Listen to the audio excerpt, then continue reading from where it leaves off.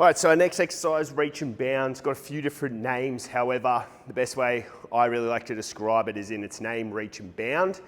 With this, guys, we're going to be reaching up nice and high. From there, we drop into the position.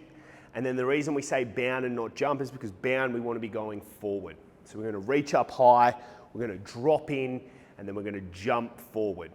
As opposed to, or bound forward, as opposed to say reach and jump, or we might do the same, hit that deck and then try and go vertical, get up as high as possible. So I'm not going to jump as far as I can, but in this, generally this exercise, I want you to jump as far as possible. I just obviously need to stay in frame. So we're going to reach up nice and high. You'll see I'm in triple extension, so I'm on my tippy toes, hips are locked out.